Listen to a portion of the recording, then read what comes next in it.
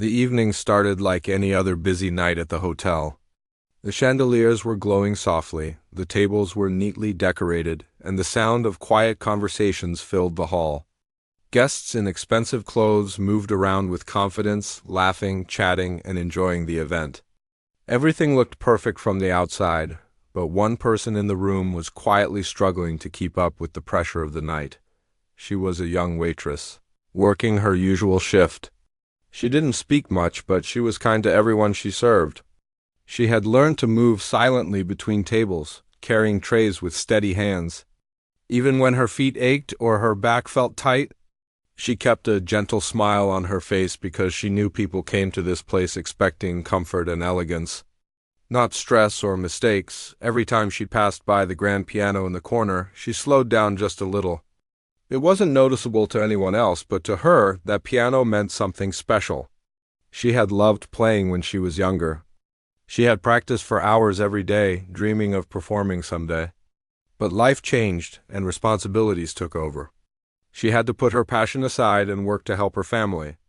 The piano became something she admired from a distance, something beautiful that belonged to a world she felt she no longer had access to. Still, whenever she passed by, she felt a small spark inside, like a private memory only she could hear.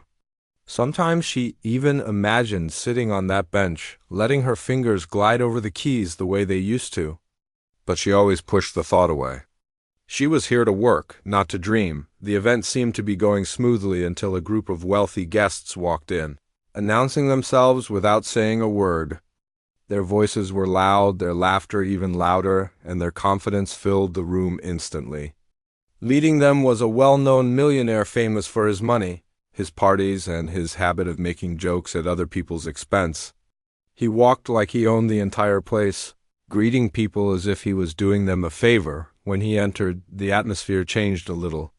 Some guests straightened up, wanting to appear more impressive. Others whispered, watching him with interest.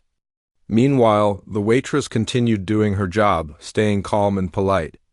She didn't want attention from anyone, especially from someone like him. As she carried a tray past his table, he noticed her glance at the piano. It was just a quick look, something she did out of habit, but the millionaire caught it. He leaned back in his chair, smirking as if he had found something amusing. "You like the piano?"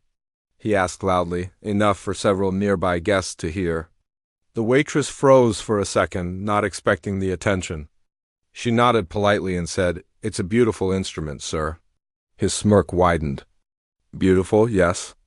But it's not for everyone." The people around him chuckled, unsure whether they should laugh or stay quiet. He wasn't finished. "Tell me, do you actually know how to play it?" She didn't want to lie.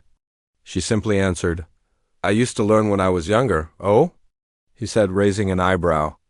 "A waitress who plays the piano? That's something new." His friends laughed at the comment, and the sound echoed more than usual in her ears. She felt a sting in her chest, but stayed calm. She tried to walk away, not wanting to be part of the moment any longer. But the millionaire wasn't done. He called out again, "Why don't you give us a performance then?" She turned back slowly. "Sir, I'm working." "I don't think—" No, he interrupted. "Come on, entertain us. You said you learned? Let's see what that looks like." People nearby turned their heads. A few seemed curious, while others looked uncomfortable, sensing the situation wasn't fair. She stood still, unsure what to do. She didn't want to be rude. She didn't want to embarrass herself either. And most of all, she didn't want to get in trouble. "I really should continue my work," she said gently, but the millionaire was not letting go. "Just one song," he insisted. "Or are you afraid?" "Don't worry, we won't expect anything special." Another wave of light laughter followed, and she felt her cheeks warm with embarrassment. For a moment, she wished she could disappear. All she wanted was to finish her shift, go home, and rest. But now every eye in the room seemed to be on her. She looked toward her manager, hoping for help.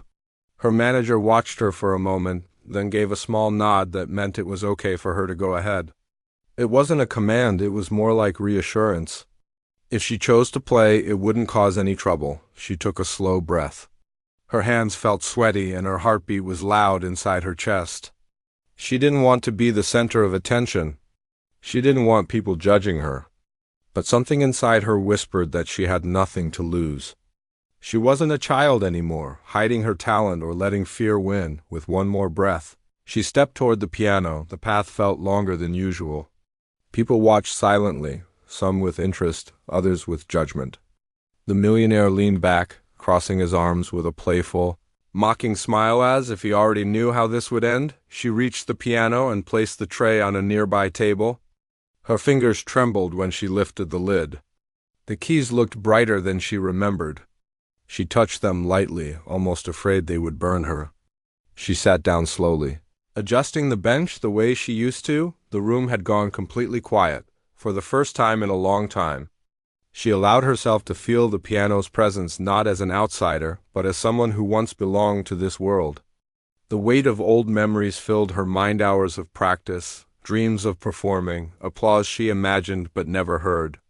A small part of her wished she had never stopped.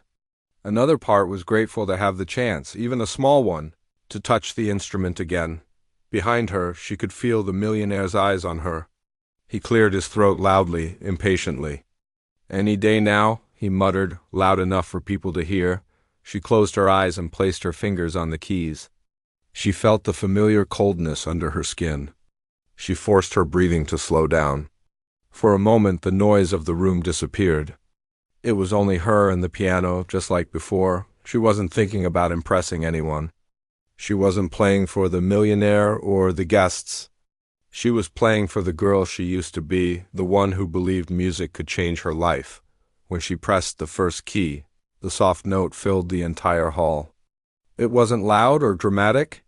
It was just pure and clean, like a small drop of rain in a silent room. Some guests blinked in surprise. Others leaned forward. The note lingered in the air longer than anyone expected. Filling the room with a quiet calm, she took another breath and prepared to continue. But before she could move her fingers again, she sensed something shift in the atmosphere. Conversations had stopped. Forks and glasses were no longer clinking. Even the millionaire's mocking expression weakened for a split second. All it took was one simple note to change the energy in the room, but she didn't look back. She didn't need to. She knew that once she began playing, nothing in that moment would feel the same anymore. Not for her, and not for the people watching her. And that was how part one ended, on the edge of something she never expected, something she didn't plan for. She had no idea what the next few minutes would bring. All she knew was that she was finally sitting at the piano again, and the room was waiting for her next move. The moment the first note faded, the room felt different, calmer, softer, almost as if everyone inside had taken the same breath together. The waitress didn't look up. She kept her eyes on the keys, her fingers hovering gently above them. She could feel 100 eyes on her, but for the first time that night it didn't make her nervous. Instead, it gave her a strange, unexpected courage. She pressed the second key, then the third, and soon her hands began to move in a slow, steady rhythm. The melody was simple at first, almost shy, like someone speaking quietly in a large room. But as she continued, the notes began to grow stronger, warmer, and more confident. Her hands moved with a natural grace she thought she had lost years ago. People who had been halfway through conversations let their words fade. Someone holding a drink stopped mid-sip. Another person turned his chair without realizing it, completely absorbed in the moment. The waitress didn't see any of this, but she felt the shift. The room was listening not out of politeness, but out of genuine surprise. She kept playing, letting old memories guide her fingers. She remembered the small music room where she practiced after school. She remembered the kind teacher who once told her she had a heart that speaks through music. She remembered the evenings when her parents would sit outside her room and listen quietly, thinking she didn't know they were there. All those memories flowed through her, turning into sound. The melody began to fill every corner of the hall. It wasn't a famous piece. It wasn't something that showed off speed or complicated skills. It was a piece she had written herself when she was younger, something soft and emotional, a tune that carried parts of her past inside it. And because it came from her heart, it reached the hearts of the people listening, even the millionaire, sitting with his arms crossed earlier, found himself leaning forward without realizing it. He expected her to play a few clumsy notes and embarrass herself. He expected laughter from his friends, not silence. But now he sat stiffly, unable to take his eyes off her. The smirk he had worn so proudly was completely gone. The waitress' hands moved faster now, her confidence growing with each moment. Her breathing matched the rhythm of the music. She forgot she was being watched. She forgot she was working. She forgot the embarrassment she felt earlier. She forgot everything except the piano and the way it made her feel alive again. As she played, the guests exchanged quiet glances with one another. Some looked shocked. Others seemed emotional. One woman placed her hand over her mouth, taken by the beauty of the melody. Another man gently tapped his chest, feeling something long forgotten. The millionaire felt something too, something uncomfortable at first. It wasn't irritation or annoyance. It was the feeling of being wrong, deeply wrong, and realizing it in front of an entire room of people. He had made fun of her without knowing anything about her. He had treated her like she was less simply because of her job or her clothes. Now, with every beautiful note she played, that mistake became clearer and heavier. The waitress reached the middle of the piece, where the melody softened again. The notes grew slower, almost like a whisper. Her fingers floated from key to key with a gentle touch. She could feel the emotion of the music rising in her chest, but she didn't hold it back. She let it flow through her hands and into the room.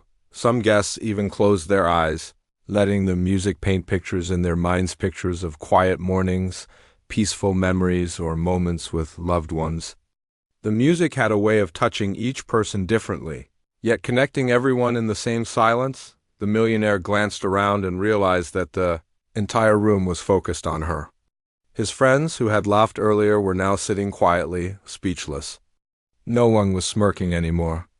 No one was whispering. No one was waiting for her to fail.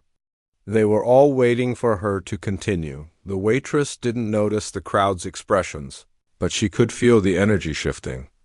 It wasn't judgment anymore. It was respect. It was admiration. It was something she hadn't felt from strangers in a long time. Then came the final part of her piece. It was a little faster, a little brighter, filled with a hopeful tone. Her fingers moved with determination, like someone walking forward after years of standing still. She played the notes with her whole heart, letting the years of hidden passion pour out freely. When she reached the final few seconds, her breath stayed caught in her throat. She pressed the last key gently, letting the sound linger in the air. The final note hung like a soft echo, fading slowly until there was nothing left but silence, and then nothing happened. For a brief moment, the entire room remained completely still. It was the kind of silence that exists only after something unexpectedly beautiful. People looked at her, unsure if the piece had truly ended because they didn't want it to. They didn't want to break the moment. Then suddenly, someone clapped. Another joined. And within seconds, the entire hall erupted into applause. It wasn't polite or forced. It was loud, real, and full of genuine amazement. Some people even stood up from their seats, clapping with wide smiles. The sound echoed from wall to wall. The waitress felt a wave of emotion rush through her. She wasn't used to attention like this. She looked down shyly, her cheeks warming as she stood up from the bench. She bowed slightly, unsure what else to do. The applause continued, growing even brighter. The millionaire was the last one to stand. He clapped slowly at first, his face pale and guilty. He looked at her with a mix of admiration and shame. He never thought he would clap for the same person he tried to humiliate. But now he couldn't deny what he had witnessed. He had misjudged her completely. As the applause faded, several guests walked up to her, smiling warmly. One asked how long she had been playing. Another said he felt like the music touched his heart. Someone else asked if she had ever performed before, because she played like a true artist. She answered politely, still a little overwhelmed, telling them she had learned when she was younger, but had stopped due to life's responsibilities. The millionaire approached slowly, almost hesitantly. His confident posture was gone. His voice was softer than anyone had ever heard from him. He stopped in front of her and took a deep breath. "I was wrong," he said quietly. "I judged you without knowing anything about you. That was unfair." She was surprised by his honesty, but she stayed calm. He continued, "Your performance. It was unbelievable. I've heard many musicians, but very few play with the kind of emotion you showed today." She nodded politely, accepting his apology without bitterness. She wasn't someone who held grudges. She had seen enough in life to know people made mistakes. What mattered was whether they learned from them. The millionaire swallowed his pride and added, "If you ever want to start playing again, really playing, I'd like to help you. Lessons, equipment, anything you need, I'll sponsor it. No conditions." His offer shocked the guests around them, but the waitress stayed grounded. She thanked him sincerely but didn't promise anything. She needed time to think. She had responsibilities, a job, and a family to support. Dreams didn't erase reality. But for the first time in years, the dream didn't feel so far away. After the crowd slowly returned to their tables, she picked up her tray again and went back to work. Not because she had to, but because she wanted to finish her shift with the same humility she had started it with. But everything felt different now, not just for her, but for everyone in the hall.